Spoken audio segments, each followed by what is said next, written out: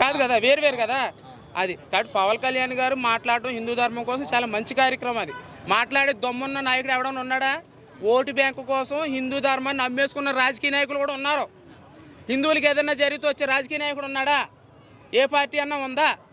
నేను మొన్న ఆవులు పట్టుకున్నాను, నేను గోవులు పట్టుకున్నాను శివరాత్రి మహాశివరాత్రికి. నన్ను అరెస్ట్ చేసి ఆవులు పట్టుకున్నానని చెప్పేశాను. నన్ను అరెస్ట్ చేశారు.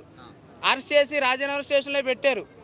పెడితే ఎవరైనా సరే ఏ పార్టీ కూడా రాలేదు. ఒక బీజేపీ పార్టీ నాయకులు వచ్చి ఆవిడ నిజంగా ధర్మ ప్రకారంగా ధర్మంగానే పనిచేసింది, ఆవిడ చట్టపరంగా పనిచేసింది, ఆవిడ ఎందుకు అరెస్ట్ చేస్తారని చెప్పేసి నన్ను బయటికి తీసుకొచ్చారు. ఉన్న పార్టీ నాయకులు ఎవరైనా వచ్చారా? హిందువులు ఇప్పటికైనా ఈ విషయం తెలుసుకోవాలి. హిందూ ధర్మంకి సపోర్ట్ చేసేది ఎవరైనా ఉన్నారంటే వాళ్ళకి మనం ఓటేయాలి.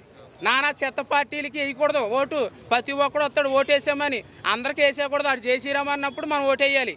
మన ధర్మానికి సపోర్ట్ చేసినప్పుడు ఓటేయాలి. నేనైతే అలాగే వేస్తాను. నేను మరి సెక్యులర్ కుక్కలు ఏం చేస్తారో నాకు తెలియదు. అన్ని మతాలు సమానం అనే సెక్యులర్ గాడికి ఇదే చెప్తున్నాను. మన ధర్మం బ్రతుకుంటే నువ్వు, నీ ఇల్లు, నీ సంసారం, నీ కుటుంబం, నీ దేశం, నీ రాష్ట్రం, నీ ఊరు, నీ గ్రామం బాగుంటుంది.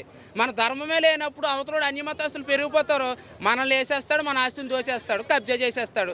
తర్వాత అప్పుడు మనం ఎంత నోరు కొట్టుకున్నా సరే నువ్వు మిగలవు, నీ కుటుంబం మిగలదు, నీ కులం కోసం గజ్జికి గోక్కుంటావు కదా, ఆ కులం కూడా ఉండదు.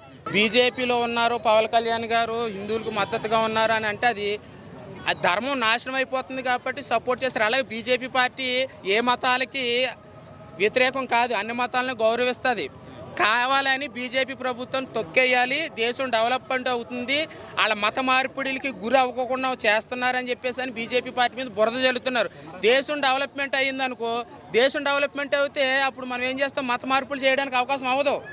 అదే దేశం నాశనం అయిపోయి మత కల్లోహలాలు జరిగేసి డెవలప్మెంట్ లేదనుకో, మత మార్పులు చేయడానికి బాగా అవకాశం దొరుకుతుంది. అంతే కాబట్టి ఎప్పుడైనా సరే మన బీజేపీ పార్టీ మీద ఖచ్చితంగా బురద జల్లుతారు ఖచ్చితంగా.